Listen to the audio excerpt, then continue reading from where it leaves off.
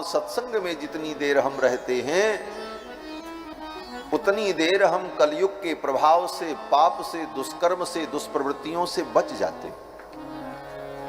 बोले कैसे महाराज? बोले हम आपको अभी उदाहरण बताते। आप 3 घंटा कथा में बैठो तो उस 3 घंटा में आपके द्वारा कोई भी गलत काम नहीं होगा। आप चाह करके भी झूठ नहीं बोल पाओगे, ऐसे तो बोलते रहोगे। फोन में आ जाएगा तो झूठ बोलना पड़ेगा, बोले अभी फला जगह है, नहीं मिलना है तो कोई बहाना बताओगे। लेकिन कथा में बैठे हैं आप तो आप झूठ नहीं बोल सकते। कथा में बैठे हैं तो आप किसी की निंदा नहीं कर सकते। कथा में बैठे हैं तो आपके मन में कोई गलत विचार नहीं आएगा। जितनी देर कथा में बैठे हैं उतनी देर 3 घंटे न आप चोरी कर सकते हैं, न किसी को मार सकते हैं, न किसी को गाली दे सकते हैं। भले आपके अंदर वो प्रवृत्ति हो, परंतु 3 घंटे उस बंधन के कारण उन पाप कर्मों से आप बचे रहते हैं। उतनी देर तक आपके द्वारा कोई भी गलत कार्य नहीं हो सकता। इसका मतलब है कि सत्संग में जब हम रहते हैं तो हम कलयुग के प्रभाव से, कलयुग के दुष्प्रभाव से बच जाते हैं। 88,000 शौनकादि मुनियों ने कहा कलयुग आने वाला है, कलयुग का प्रभाव सर्वत्र व्याप्त होगा। हे ब्रह्मा जी, हमको कोई ऐसा स्थान बताओ जहां हम सत्संग करें और कोई बाधा न हो, और सत्संग में रहेंगे तो कलयुग का प्रभाव हमारे ऊपर नहीं होगा।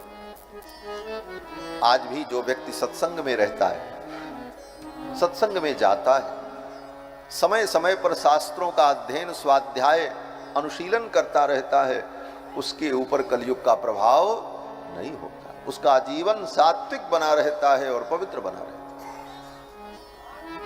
महर्षियों ने कहा कोई ऐसा स्थान आप बताओ जहां शांत एकांत हो। और अब भगवान की चर्चा सुनो। शांत एकांत स्थल में ही भगवान की चर्चा का आनंद होता है।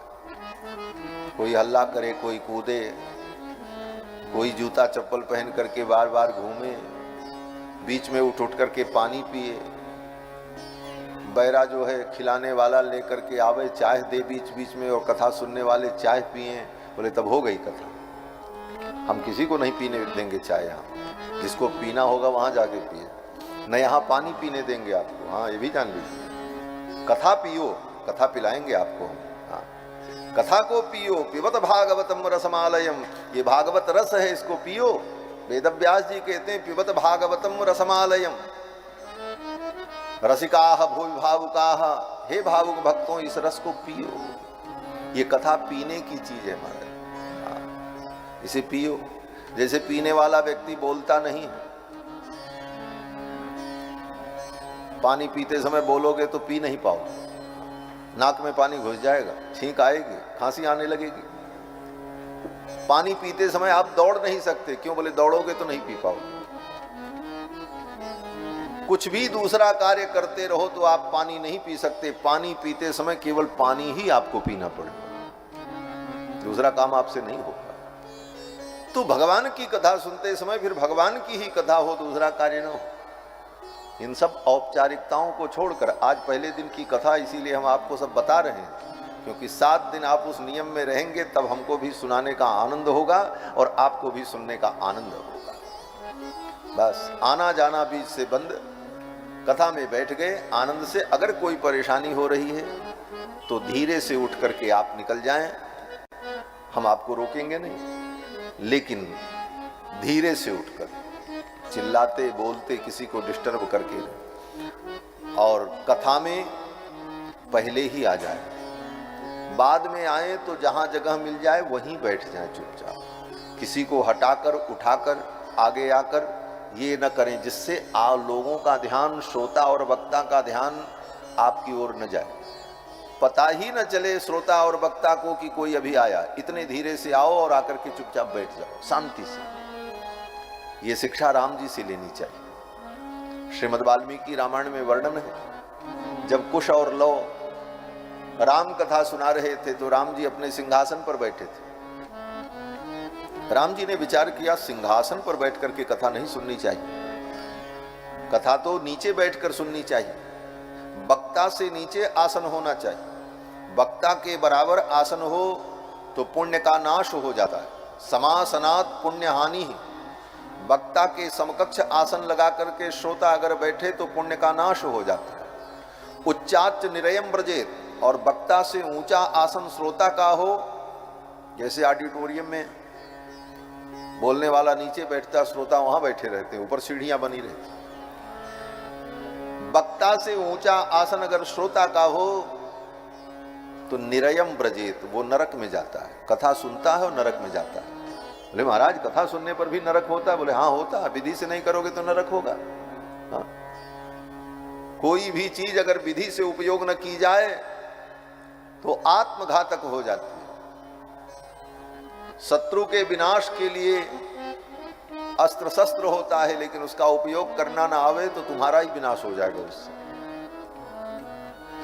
उसके उपयोग की विधि नहीं मालूम तो आत्मनाश हो जाएगा। तो कहने का तात्पर्य कि भगवान की कथा में कैसे बैठे? बोले राम जी ने विचार किया सिंहासन पर बैठ करके कथा नहीं सुननी चाहिए, हमको भी नीचे चलना चाहिए, श्रोता बन करके कथा सुननी चाहिए।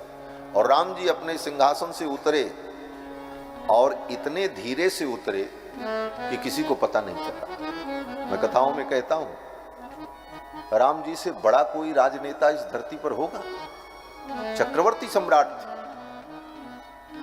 लेकिन वो जानते हैं कि अपने राजनैतिक रसूख का प्रयोग करते हुए और उस प्रोटोकॉल में, उस हाव भाव भंगिमा में अगर मैं उतर करके मंच से जाऊंगा नीचे तो श्रोताओं का मन, श्रोताओं का चित्त कथा से विचलित हो जाएगा। इसलिए राम जी इतने धीरे से उतरे कि किसी को पता ही नहीं चला। महर्षि वाल्मीकि की पंक्ति है, सचापि राम परिषद गतः सनैहि। राम जी इतने धीरे से उतरे अपने सिंहासन से, किसी को पता नहीं चला। और परिषद गतः, परिषद में, लोगों के बीच में, साधारण लोगों के बीच में जाकर के राम जी बैठ गए। सचापि राम परिषद गतः सनैर्बुभूषया सक्तमना बभूव। और साधारण लोगों के बीच में जहां जाकर के बैठे राम जी, जिसके बगल बैठे उसको भी पता नहीं चला कौन हमारे बगल आके बैठे। इतनी शांति से। और फिर भगवान श्री राम कथा श्रवण करने लगे। राम जी ने रामायण की कथा सुनी तो राम जी ने ये मर्यादा बताई कि कथा में कैसे आया जाए और कैसे बैठा जाए। ये कथा हमारे जीवन की व्यथा को दूर करने वाली है। तो कथा में इन सारी मर्यादाओं का हम ध्यान रखें, तभी कथा का रस हृदय में उतरता है।